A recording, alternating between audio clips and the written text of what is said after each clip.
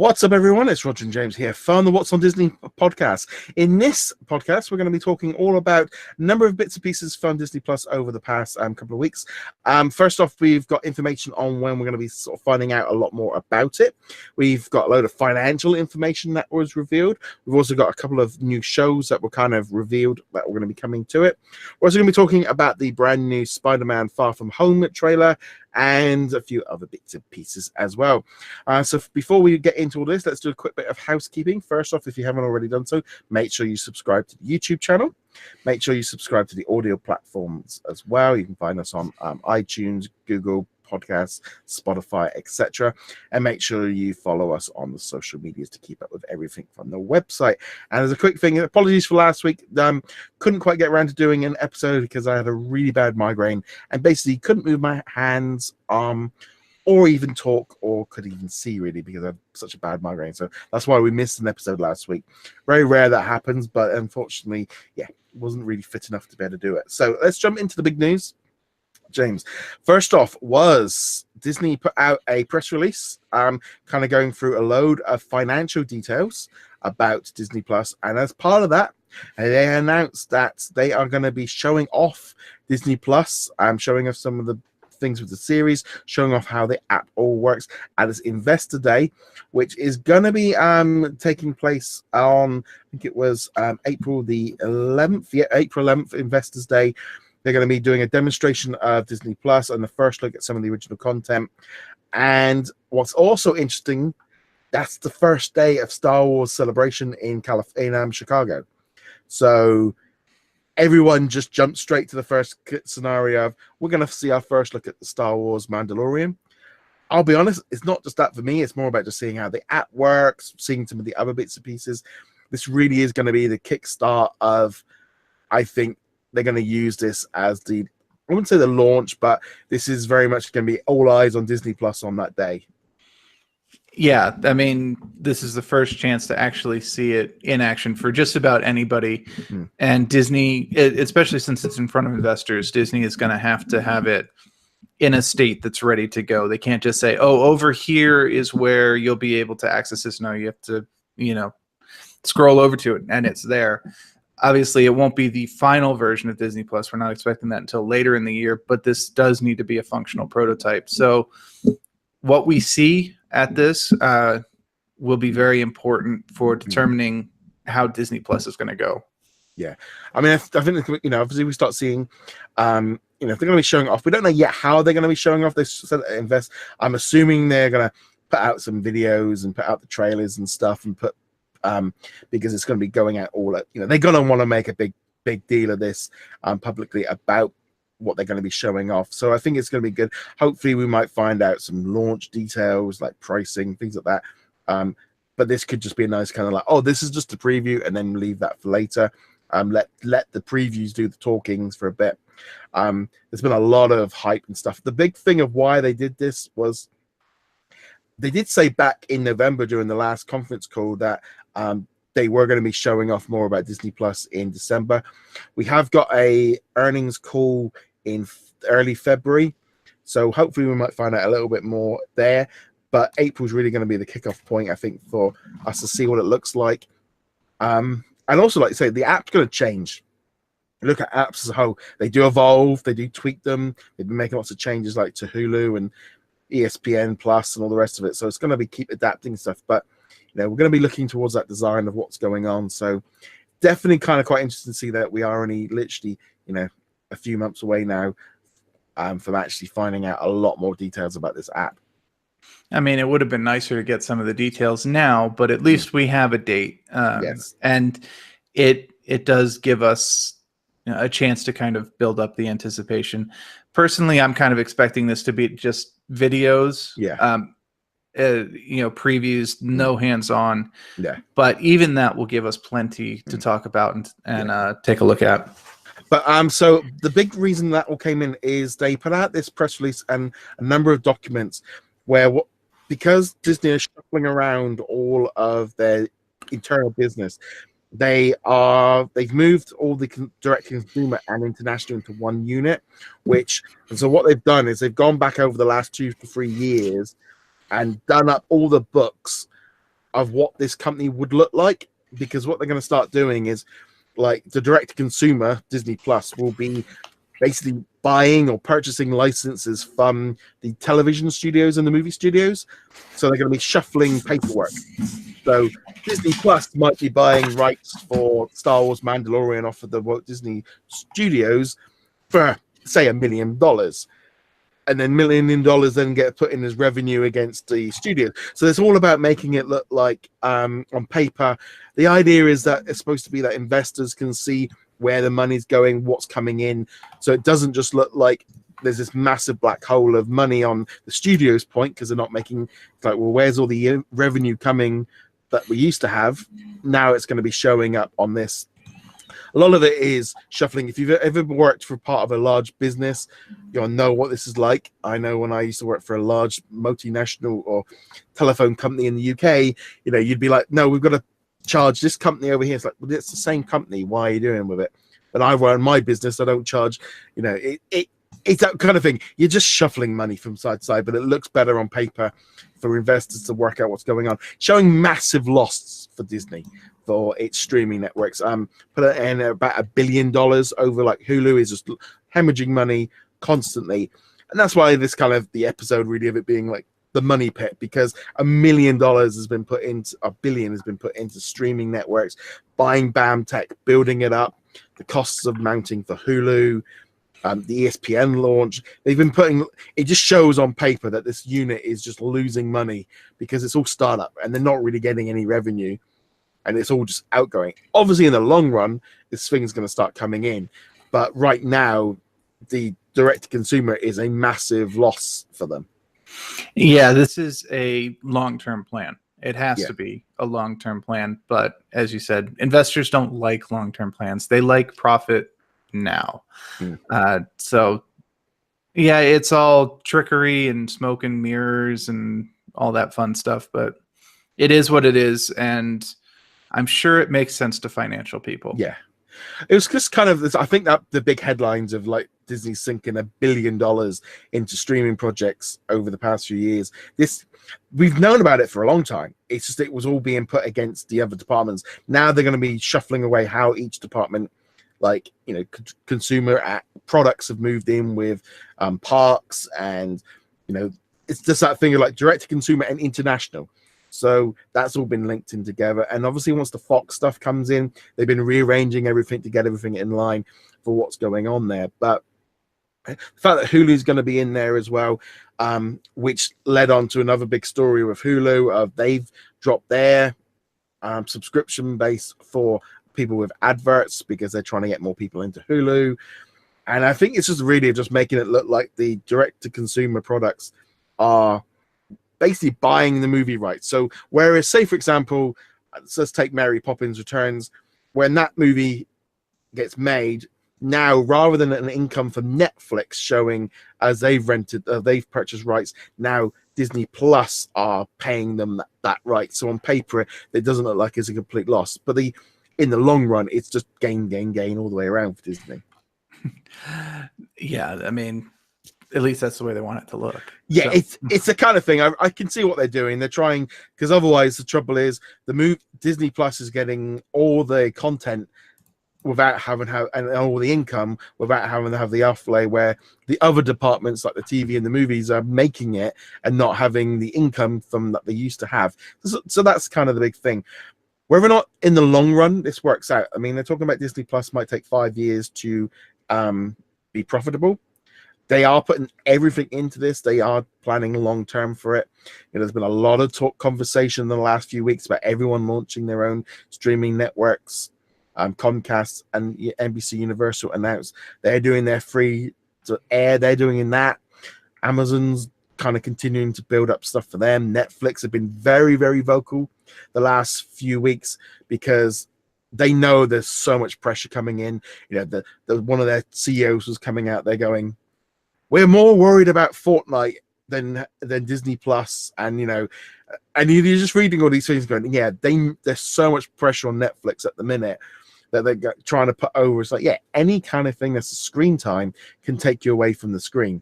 But all this competition is really coming down on Netflix. They're the ones to beat. And they're obviously coming under fire for this.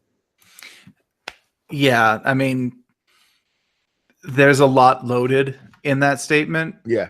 And there's a lot of truth to that statement, in fact, but it comes across as very callous. So I can totally understand why they'd be coming under fire for it. Yeah.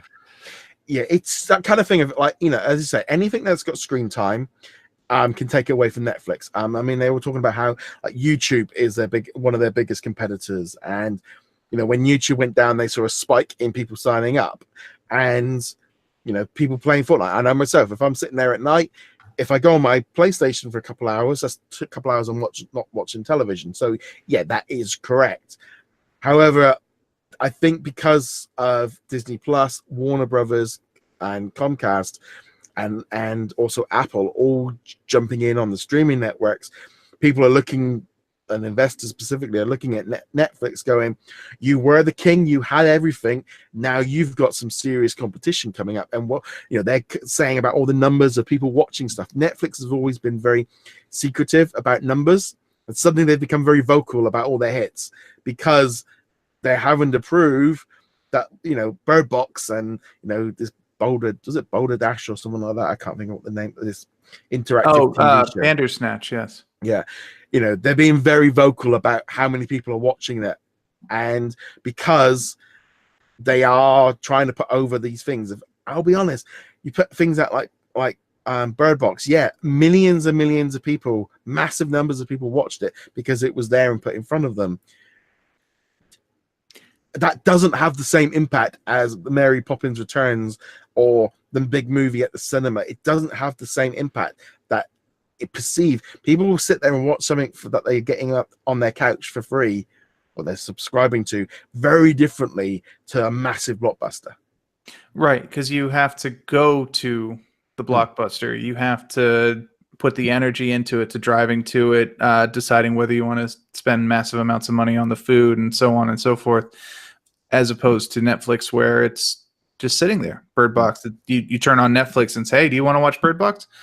I'm sure it's got Sandra Bullock in it. I'll watch that. Yeah. It's a very different experience. I mean, there's so many movies now that come out and it's, it's like, we've got I think Fox have got this new one out about being for the king or something like that. It's the kind of movie you look at the trailer and go, yeah, it looks fine. I'll watch it when it comes on to one of the Amazon or Netflix because it's cost too much to go cinema. But it has that budget because people do go to the cinema to pay for it. And I think Netflix have just becoming, it's very apparent what they are doing. They know that they're coming under fire, with things like Friends and The Office all coming off their networks as well, and how much they're paying for it. They're being very much more vocal about what's going in because Disney is pushing on them. Warner Brothers are pushing on them. Comcast are pushing on them. Hulu's growing. Hulu's continuing to grow. I think they're, but they're nowhere near what Netflix is. Comcast are also, they're launching theirs next year. I think they're looking to take Now TV, what I've got over here in the UK. They're looking to take that out everywhere. They're all looking at this pie, and Netflix had they had the plate to themselves for a few years. Now there's going to be a lot more slices coming out of it. But then at the same time, we had Disney coming and going, yeah, we just spent $1 billion on all of our streaming networks. It's like there's so much going on in the streaming world right now. Yeah, and I think kind of what all this gets at is that while none of these streaming platforms, Disney Plus included, will necessarily dethrone Netflix in any time in the near future, and by near future, probably talking at least 5 years, the influx of having all of these coming in is going to take from the Netflix pie. And so while they can say, oh, Fortnite worries us more because it takes away from the screen time and then yada yada, the fact is they do have a lot to worry about because they can still be number one on the market, but if their market share is only 30% instead of 60%, that's still a hit on them. And I'm making these numbers up. I don't know what the actual market percentages are, but yeah, even if Disney Plus doesn't factor in as a direct competitor, Comcast's service doesn't factor in as a direct competitor, CBS All Access doesn't, them combined are. But also, I think the big problem is, and a lot of people look towards Netflix as this. Netflix was the one place to have it all, cost cutting, cord cutting, all that kind of thing. You could watch movies and TV shows from all of the networks pretty much all on one, and it's all going away. And I see it a lot with on comments and stuff of people, saying about how they don't like all this and they want, like, well, that's different. The thing is, all these different streaming networks are going to have an impact, and Disney are going in strong. Warner Brothers are going in strong. Comcast, they're going in with a different approach. I think that's not necessarily the wrong idea. They've looking at it slightly different, but there's just been a lot of talk about what's going on with all of it. And Disney are, the purchase of BAMTech really started it all off. And it's still going to be interesting where they go with Hulu and stuff, of what they start offering. But once they've got the Fox deal sorted, we are really going to start seeing some big changes in all what's going on. Yeah, and not just within Disney, because all the other companies are going to have to react as well, because it's a huge merger or acquisition, however you want to think about it. So, I still being 100% honest with you, it still feels to me like Disney, if they had the Hulu and Disney Plus in one, it would be an even bigger competitor. But I can see why Disney are looking at the two different models of going, actually, no, we want to offer choice, a bit like and options. But let's jump into some of the other news from the Disney Plus side of things. So there's a couple of series kind of where, wouldn't say announced officially, but they were like casting calls have gone out for this stuff. So first off, we've got two new comedies. One's called Sofa Springs, which it's basically about the Campbell family has a lot to figure out about their strange new home, which is supposedly a haunted hotel. That's pretty much all we know about that one. So nothing much to add on that one. And then there was the other one, which was called it's down as being called Four Dads. And that one is about a new series set to follow Ethan and Sebastian, who divorce each other, and then they separately remarry other partners, and they must learn to parent their budding teenage daughters while avoiding the pitfalls of two very different families. That one is set to be production supposed to start in spring, with the show set to start come in the fall.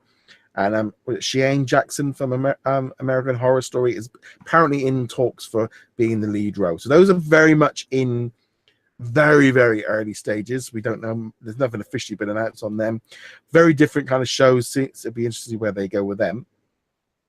Yeah, I mean, honestly, it doesn't sound like anything too particularly amazing, but if they can execute on them in an interesting way, then that's good enough. We've certainly seen plenty of shows in the past that don't break the mold, but instead do, whatever that mold is extremely well. Yeah. So none of these really appeal to me, but they're certainly hitting a type of show that I can see doing pretty well. Well, I mean, for that to say about breaking the mold, that one could be very big, because it could be the first time a gay couple are the lead in a Disney branded show. That's true. That's going to be true. It kind of, we've got Andy Mack, which is kind of got something similar going on. They've got an Outward Gay. They've got the new Jungle Cruise. They've got new characters in there. Yeah, to me, it's like Modern Family is going to be, that's a Disney show on ABC. I mean, it's going to be Fox, so it's kind of, to me, I look and go, well, it's nothing originally new, because I've seen it in other TV series in the past. So but under the Disney banner, it could be a big thing. To me, I look at this and go, this is actually kind of what I'd like, is more of these little comedy things that we see on, because I like things like the Goldbergs and I like these little half an hour sitcom things. I don't think they do enough of them at the moment. There doesn't seem to be a lot of them out. I think things like the big, I know not to say, but the Big Bang Theory, Two Broke Girls. I like these kind of little half hour comedy shows. And I think ABC have always done quite well at doing them. So it makes sense for them to start having some family friendly comedy shows on there. They're cheap to make. They're a lot cheaper. They don't have any special effects like the Marvel or the Star Wars shows. And I think this is a good thing for them to go and get that family entertainment in there. And it's a little area that you think of all the little sitcoms they've had over the years. it makes sense for them to have a few running on Disney Plus as well. Yeah, of course. I mean, we've talked plenty about, their Star Wars lineup, their Marvel lineup, all these things that are going to be big hype items to get people in. But once you get those big hype items, you've got to have other things and not just back catalog items. You have to have new things. And these kind of shows are, kind of the junk food of TV. They're not necessarily great programs, but they're comfort. I meant comfort food, not junk food. They're comforting to watch. You kind of know what to expect. You get a couple of laughs. You enjoy it. You kind of, attach yourself to some characters.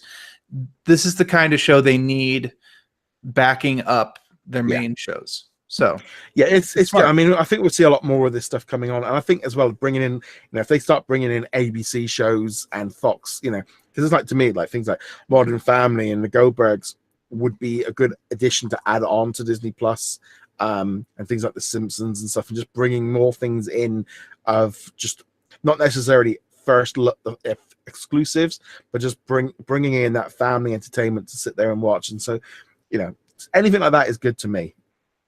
So flicking over now, there was also the Mighty Ducks. There's a big anniversary coming up, and all the old cast were at the Anaheim Ducks filming something, right. And they put out a picture, and there's been talk of a reboot for a while. About a year ago they started talking about it. So whether or not it's a TV or a series or something else, we don't yet know. It could be nothing to do with any of that. It was very kind of going, we're working on some projects, and you could see when they were skating around, there was lighting rigs and cameras set up recording it a little bit more than just. So yeah, we don't know quite what's going on with this, but a Mighty Ducks could be returning. I remember watching the first movie but I think it came out just at the time when I wasn't really interested in Disney Channel movies. Right at that I was right at the teenage point where I wasn't really paying him as much attention then. Yeah, I've obviously always loved hockey, so the Mighty Ducks movies were right up there for me. Yeah, I mean, the first one was a solid movie. The second one, a little less so. The third actually had some good bits to it. It's a franchise that's worth taking a look at from the Disney perspective, from the do we want to draw attention back to this franchise? Let's skip over the animated show where they had actual ducks playing hockey. We'll leave that one alone. But yeah, I don't know what the project is. I actually, for the most part, a lot of this is still new to me. So, but yeah, if they can get most of the original cast back, particularly, the main character who went on to have his own career, and then the guy who played Fulton, who was Foggy Nelson in the Daredevil Netflix show. Particularly those two, they at least have some recognition to them. I don't know if Emilio Estevez is attached or whatever, but so yeah, it's it's a series I've got like no connection to at all. But this is where like they're using the Disney Channel, they're using some of these like nostalgia things like Mighty Ducks, Lizzie McGuire, to kind of get the parenting. I think is that generation are now going to be that much older, and the nostalgia on this. They got to play on nostalgia, but they also have to give something original and new. So it's going to be interesting where they go with all these different shows. But you put this in with what things Freeform are announcing, ABC, the Disney Channel, Fox. When we start seeing all of it starting coming in, and we get a better idea of what's coming in, should be interesting to see. There's so many different bits and pieces out there, and different things for different tastes, and that's what this streaming service needs to offer. It needs to offer variety. It can't just offer as much as everyone. Oh yeah, Star Wars and Marvel. No, there's they need to add a lot of Disney content, because that's going to be a big core base, is the Disney side.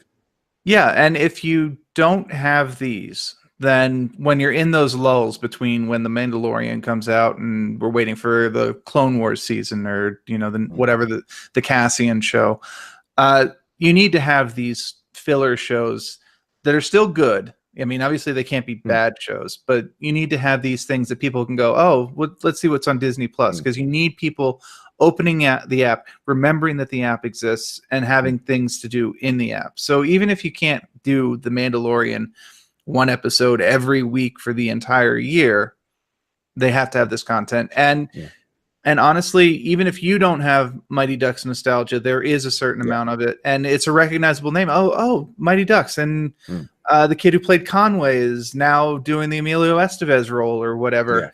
You know, it can at least keep the app relevant while we wait for the big releases.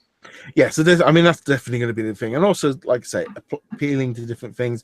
You know, and my wife will watches different shows than I want to watch. If she's got no interest in the Mandalorian, but these different shows that she watches that I don't, and that's the key thing. They have to get into doing different options, and hopefully we start seeing a little bit more of that. So getting away from a couple of the rumored stuff that's going on, we did also get a brand new trailer for Spider-Man Far From Home. We saw a massive trailer. This one kind of just dropped kind of out of nowhere, and I'm going to be honest, this movie, so if it's coming out I think in July, so I'm guessing maybe Christmas, New Year at the earliest, probably for Disney. If it still keeps with the Netflix 6-month system, we could be looking at around that time. That would be kind of cool. So what did you think of the trailer straight off the bat? I thought it was a good trailer. I enjoyed it quite a bit. It kind of continued with the vibe that we got from Homecoming, and expanded on it. And I thought, the introduction of Mysterio was good. The way they did that, kind of leave it ambiguous. Could they actually play him as a hero in this? I mean, no. I think the answer to that is pretty obvious. But the way they do it in the trailer is well done. And then, of course, we see the other villains in play as well. It was a perfectly fine trailer. It wasn't anything that's going to set the world on fire, but it did what it needed to do, which is to let people know, hey, Spider-Man, another movie coming out. It's not part of the Spider-Verse. It's not, Miles Morales. We've got, I'm totally blanking on Tom Holland in here again. And that's what I mean, what it is, again, it's for me, it feels fresh. It's that thing of, this is a Spider-Man movie, but the minute they take it out of New York and put it in London and Venice and stuff, it changes. It completely, it feels so fresh because we've never seen that on the screen with Spider-Man. You associate it with New York. I mean, no, we've got him we had him on a weird planet in Infinity War, but the idea of him being somewhere else, him being a teenager on a foreign holiday, and just the angst with the girlfriend, and then suddenly you got Nick Fury turning up. I think this is the thing of, they've taken it and gone, actually, let's go and do something completely different with him. Let's take him out of where he normally is and do something a bit fresh. Because then, we're not comparing it to the other 5-6 Spider-Man movies. Right. And I think they did dodge a couple of questions quite nicely with this too. Is Venom going to be part of this, etc.? And whether it's the Tom Hardy version or they bring back the original from Spider-Man 3 or anything. But I know when they announced the name Far From Home, there was a lot of speculation. Far From Home, the alien symbiote, could that be part of it, or is this going to be directly spinning out of Infinity War or Avengers 4 or Endgame? And no, it's not. It's still down to earth, and it's what we normally mean when we mean Far From Home. He's off on a trip visiting stuff, which is great. And just as a complete side note, not to sidetrack the conversation, the number of people who were like, this is a spoiler for Avengers Endgame, shocked me. It's like, guys, did you really think that they killed Spider-Man in Infinity War and they're not going to retcon almost everything in Endgame? This shouldn't be a surprise. And yet the number of people who I've either talked to in person or I've seen online, you're like, this is, and they shouldn't have spoiled it. It's like, we knew the movie was coming out. This isn't a surprise. Yeah. But it's like, anyway, sorry. It was that kind of weird thing, isn't it? I think that almost like, I would almost say like naivety of like, well, you've just killed off half the Marvel superheroes. Oh yeah, that was a good movie. Yeah, that was a surprise.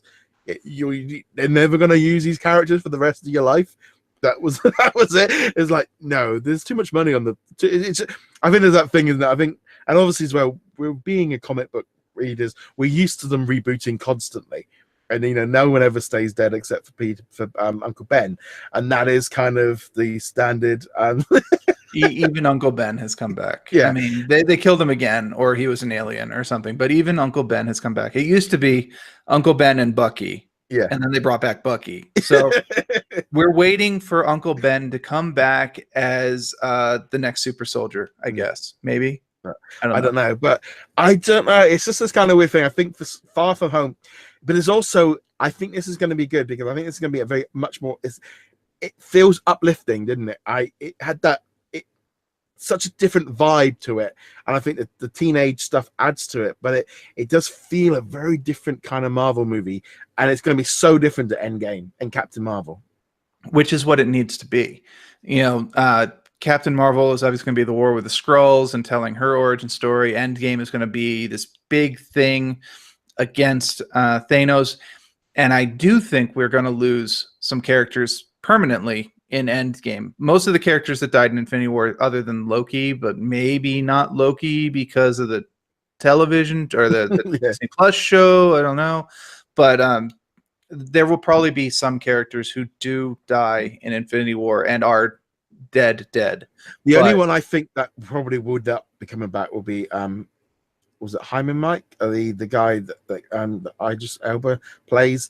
He's the only one that I think that might have died and stayed dead.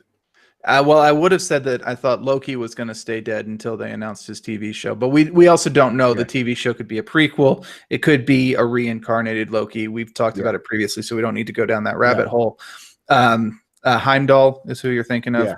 And Hyman is the caterpillar from Bugs Life. From you all look like little ants from up here. I think Heimlich would have been on Thanos' side, but we will probably lose some characters. But obviously, Spider-Man's not one of them.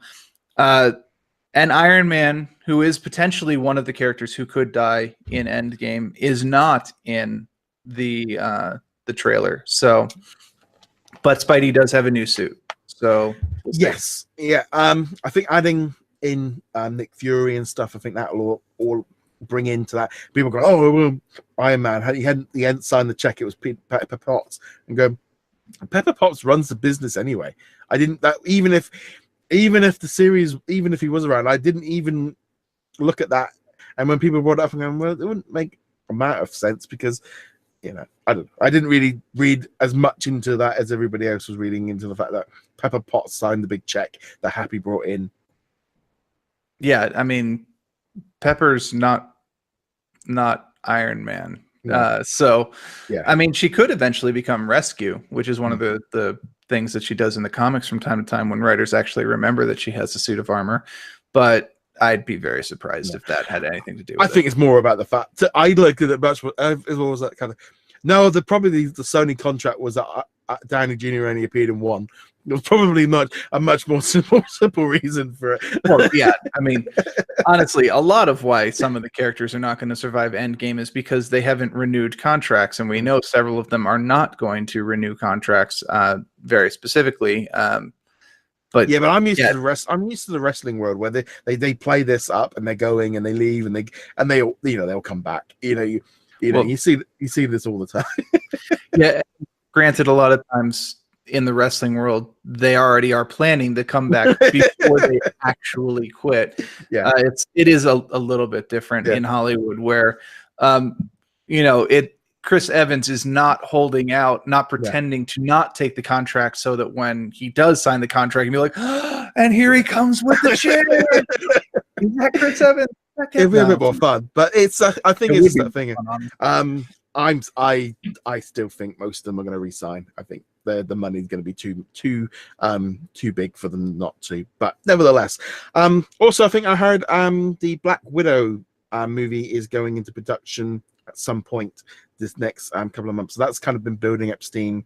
I think Marvel are feeling a little bit more kind of interested in kind of using her as a character. It wouldn't also surprise me if that was quite a little bit of a bargaining tool to get Scarlett Johansson to resign to a new contract. It would be segue there.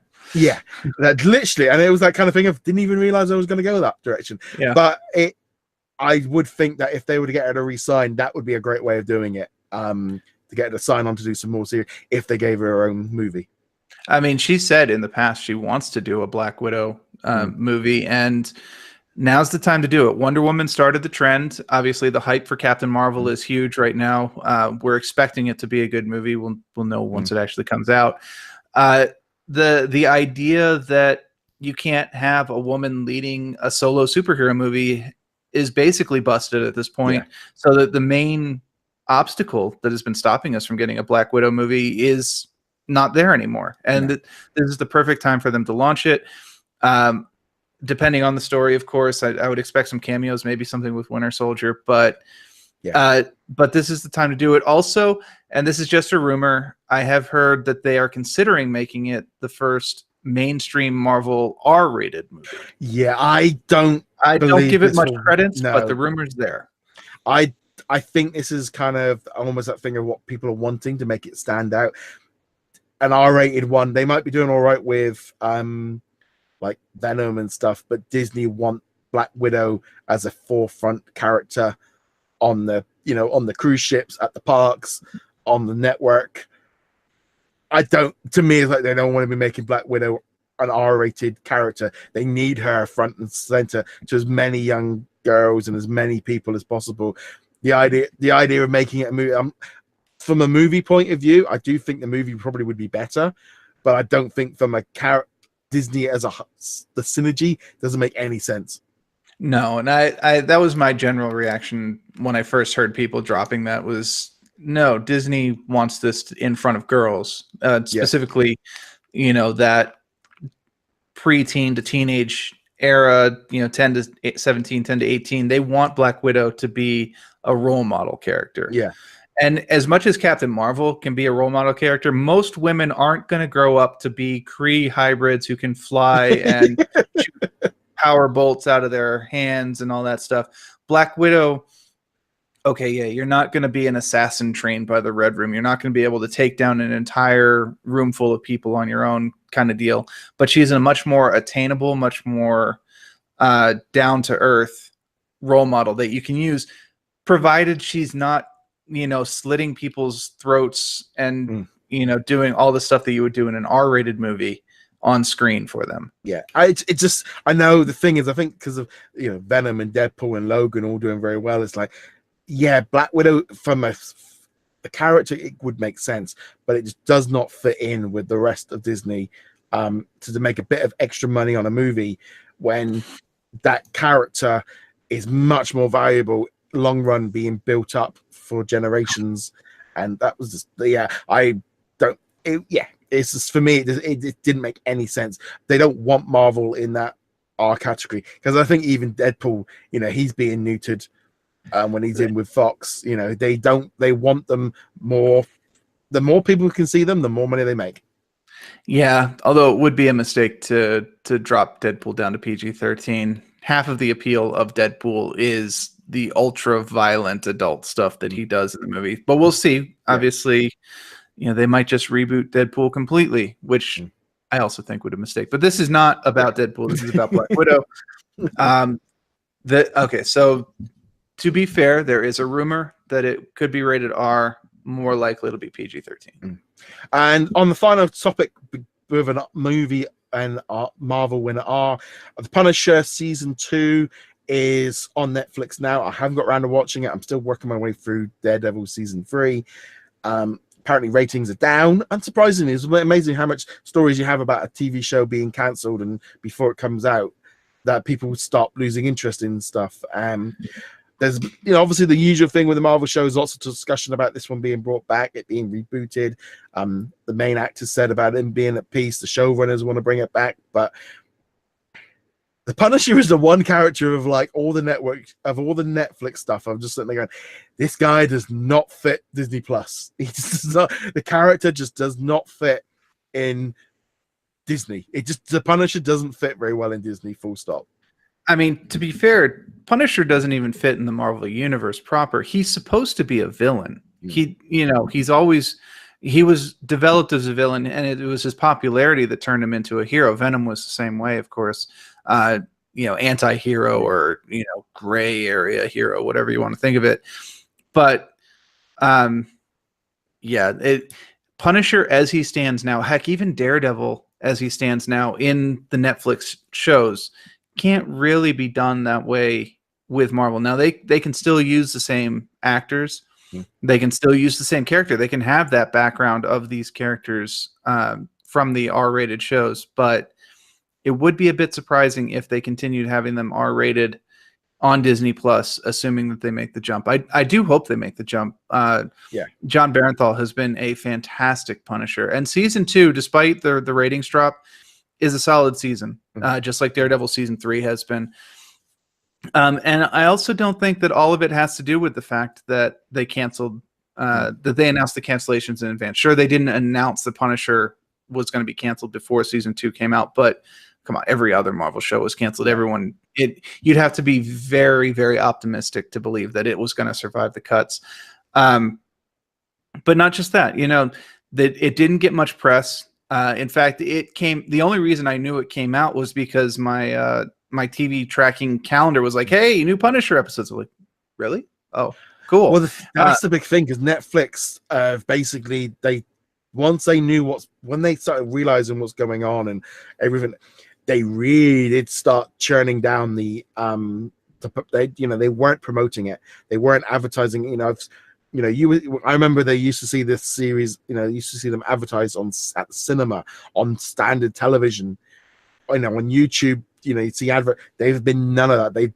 They've set this out there just to be like, right, we've made it, we spent it, get it out there and move along. They've not pushed it the same way they did with the first seasons of everything. Yeah, and as this conversation has come up many times, I will once again point out Netflix is in a very different place than when Daredevil season 1 came out. When Daredevil season 1 came out, there were only a handful of Netflix shows per year, and Daredevil was like, wow, this is going to be very interesting. And now this week it's The Punisher, next week it's the amazing Kimmy Schmidt or whatever, and the week after that is Stranger Things, the week after that is IO, a movie, and then the week after that is yet another. It's just one more release within a giant spectrum of releases, which is a very different than it was when the Marvel shows first started popping up. So it does make sense with all of those factors, imminent cancellation, a much more flooded market, Marvel moving stuff over, there's not being quite as much advertising. Of course, it's not going to do as well. No, it's just I think there's been a lot of discussion right across the internet about it coming over, and people. And to be honest, Netflix still hasn't officially cancelled it, and also I'm not expecting to hear anything. Disney will want to get out Disney Plus. They want to let these shows calm down, see what the interest is in maybe a year's time, see if then get things going. But yeah, so I'd say at the minute Punisher is, I personally don't think it will be back, but it wouldn't surprise me if they remodeled it and brought him back, but who knows. But that kind of pretty much wraps up all of the news from the past 2 weeks from the Disney Plus side of things. We'll be back next week with another episode. If you've got any questions or anything like that, you feel free to send them in to us. You can find us on social media, etc. Make sure you subscribe. Definitely make sure you follow us to keep up with all of our latest stories and stuff. James, where can they find you? heroiclegacy.com. And on that note, guys, thank you very much for joining us. We'll be back soon. Later.